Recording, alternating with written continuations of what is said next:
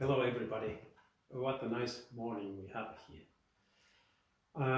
Today I would like to talk about the issue about the chords, three notes together. It's with the Dont Etyde number 1 and it sounds something like this.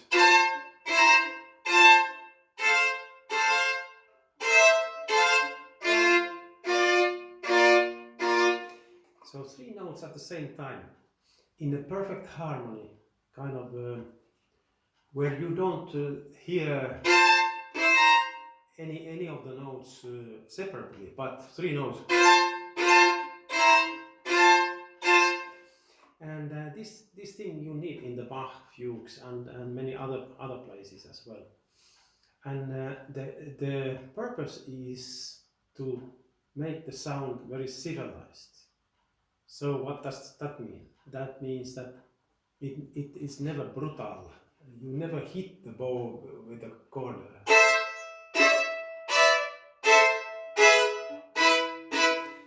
You never hit it. Well,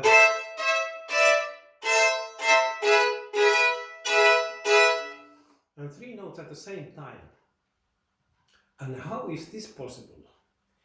Again, like in the spiccato, it's the same thing, that you have to watch spiccato sautier, that you have to watch the tip of the bow, that the tip is not doing this. Usually one intends to think the chord from down to up. And that's also the failure with the left hand, that one thinks that if you look here, one thinks the low notes first and then adds the high note with the left hand. No.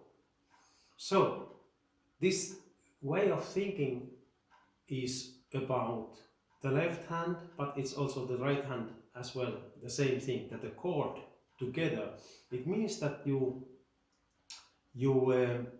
press the fingers together. And this you can practice first with this etude, like with the slurs. Look.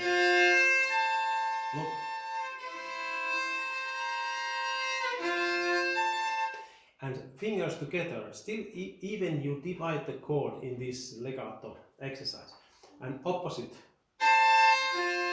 Together. Left hand together. So left hand changes all the fingers together. And there are a couple of chords in this etude which have 4 notes, and you can divide as you like, 2 and 2 and so on, but mainly they are 3 notes. And this etude needs a lot of patience, because the left hand grips are very, very demanding. It's like guitar playing almost. Now I was talking about this togetherness in the left hand, the same togetherness in the right hand, and that means, as mentioned before, that you keep the horizon in the bow first of all. You keep the horizon in the bow, that you don't do this typical thing.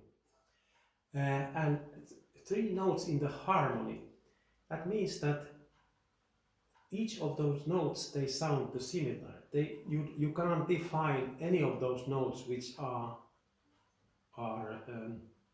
stronger. So, and that means the perfect harmony. And first you should practice these chords from up, from the air, and later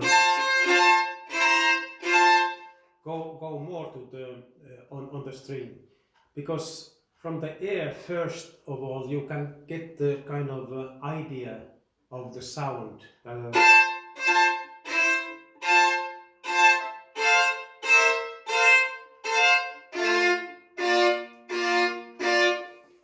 now, how to get this civilized sound is you bring the elbow a bit higher.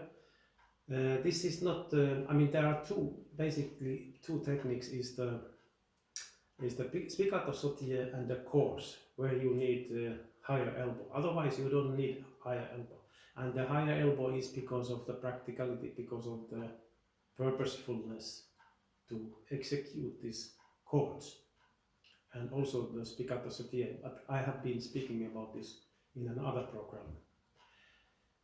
Now bring the elbow as high as the wrist is, and when you enter the string, never hit like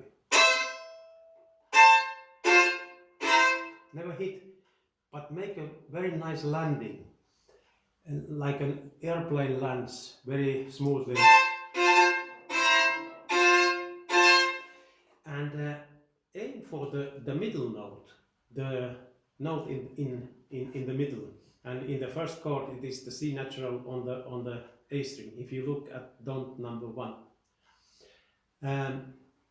This is very important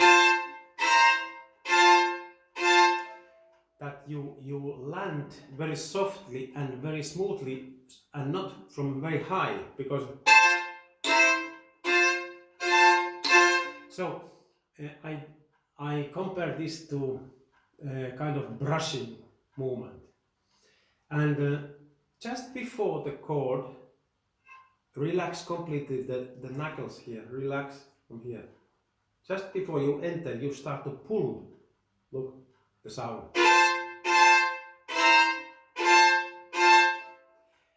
And then the helpful thing is also to when you enter the string, the violin is doing little bit this kind of movement, where you even soften the movement so that you don't crush like that.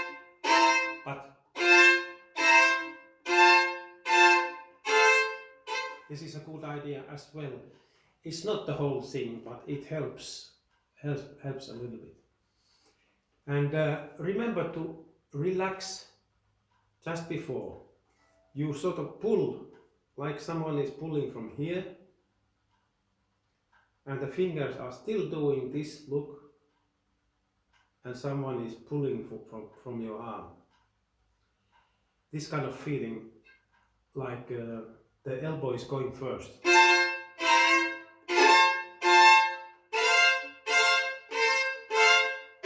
And start with quite shortish notes, because I can do it, not whole note, but half note. I can do it 3 together. But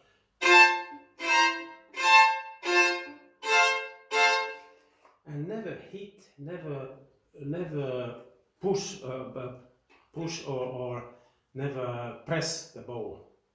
Keep it very light. And think about more or less the mezzo forte in the character. And in the Bach fugues, you need this mezzo forte kind of rich. Think about the mezzo forte and the richness of the sound. And the only way you can get this richness is by softening the knuckles, softening the elasticity. It can be compared to a very good car, you know, this pneumatic system. And you relax just before you enter the string, and you get a very nice result. And low movement, not from here, not hitting from here, and it's like brushing.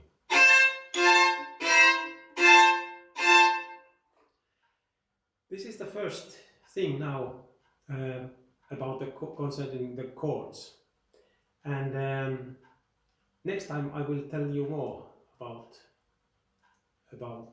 executing the chords, 3 notes, and then different. I will go through different kind of variations, different kind of chords, which you need in Bach fugues for voice leading. Okay, bye.